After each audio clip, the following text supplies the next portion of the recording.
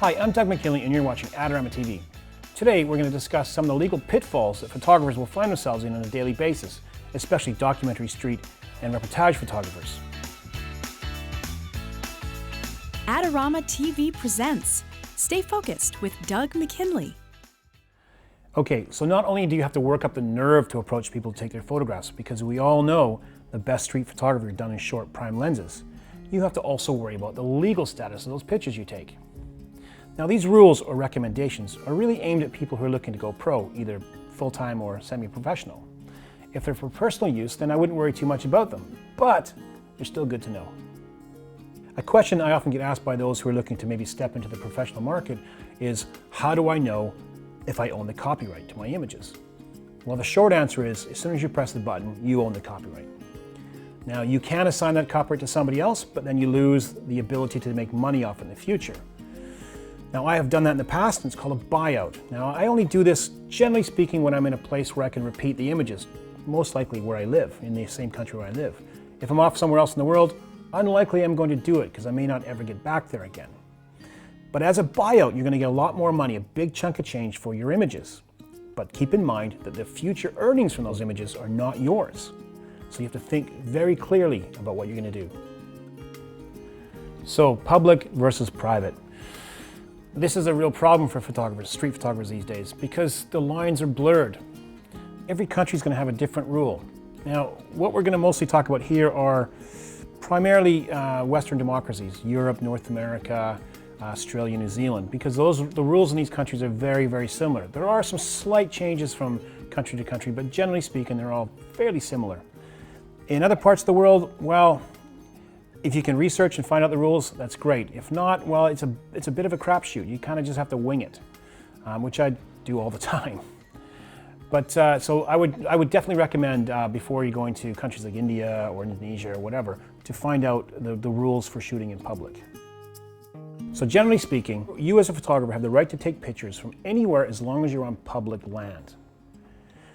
The minute you step off public land onto someone else's property, well, the rules are going to change, and you have to have the permission of the landowner in order to take those images.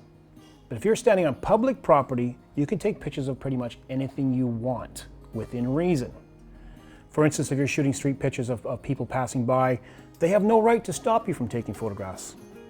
But if you follow someone a little bit too much, then you can be considered a nuisance, and therefore you might be stepping over the line a bit legally. So one of the things about street photography or documentary photography is we're out in public all the time. I'm sure many of you have had the experience of taking pictures of a building, a bridge, or whatever, and had a security guard come up to you and ask you what you're doing. Even demand to look at your images, even demand to delete your images. They have no right to do this. They have no stop and search, stop and seizure powers. Even with the police, it's very, very limited what they can do. The police cannot delete your images. They can ask you and question what you're doing there, but they cannot delete your images. Now the reason why this is because in the eyes of the police, if they delete the images, they're deleting possible evidence.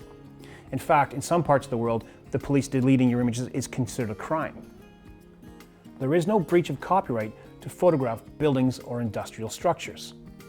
It might become a little more of a gray area if those buildings have logos on them or artwork.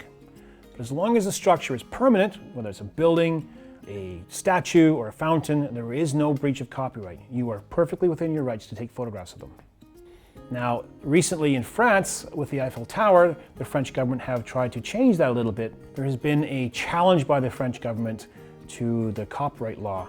Now, in the evening, the Eiffel Tower is lit up by lights, and the French government have declared it to be a work of art. So under some obscure EU rule, it is now covered by copyright. So in essence, they could actually stop people from taking those pictures. Whether or not it ever gets challenged in a court, I don't know. It hasn't happened yet. So this idea of private and public property extends beyond our borders. And a few years back, I was working in Libya before the Arab Spring, when I inadvertently took a photograph of a woman who was sitting beside a block building. She had a great profile, but what I didn't know was the building was the security services, and they promptly arrested me and held me for about 4 hours to figure out what I was actually doing. When they realized I was just a journalist, they let me go. But you've got to really do your research so you don't get yourself in the same situation.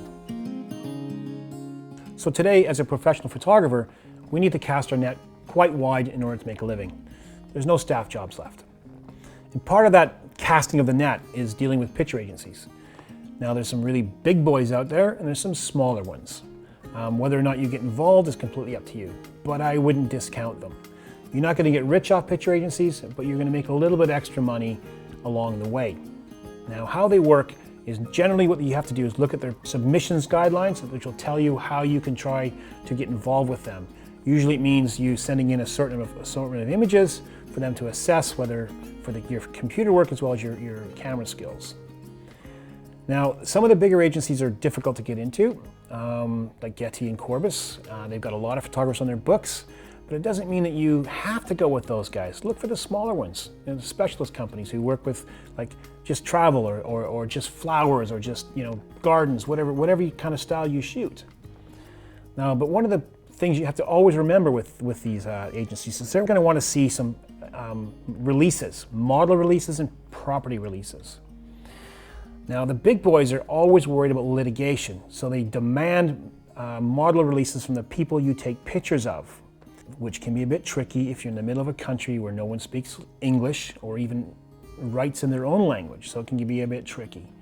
Property releases, very difficult to get as well, because if you're going to take a picture of the Eiffel Tower, the French government's not about to give you a property release to allow you to do that. Because with the releases, then the companies, the agencies can use the images not just editorially in magazines and newspapers, but they can use them for commercial purposes to sell products. And that's where the money is. So if you can get these releases, do so, because your pictures will be worth a lot more. So one of the unfortunate realities today, working in the digital world, is there's a lot of online theft. It happens all the time. It's happening right now as I'm sitting here. There's somebody stealing somebody's picture somewhere in the world. How do you prevent this from happening? How do you guard yourself against this? Well, preventing it's pretty difficult actually. It's going to happen. If you work online, if you put your pictures out there, it's going to happen.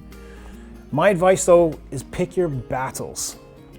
If you're going to be trying to go after somebody who's stolen an image somewhere in deepest, darkest China, you're never going to get any retribution from that. If it's somewhere in North America or Europe, I would definitely go after them.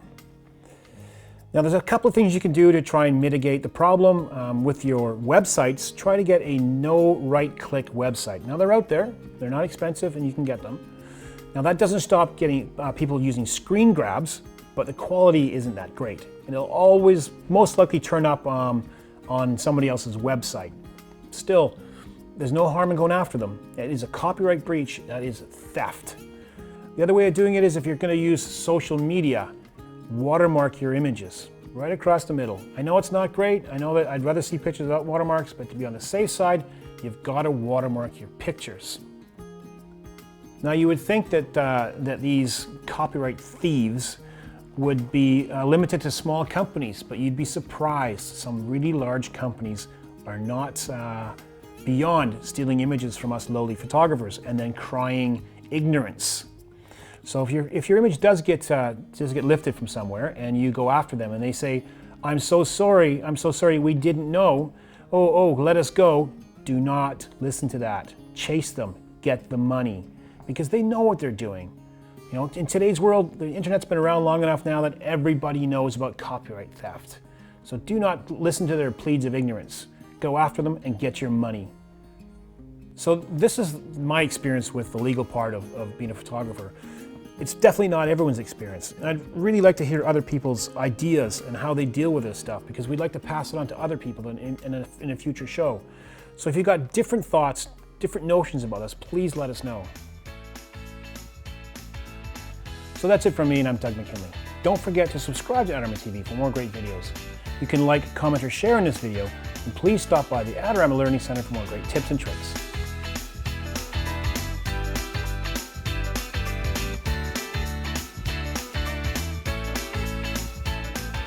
Do you want great looking prints at low cost? Be sure to visit our easy-to-use online printing service. Adorama Pix has professionals who treat your images with the utmost care that you can count on. For a quick turnaround on photos, cards, or albums, use AdoramaPix.com.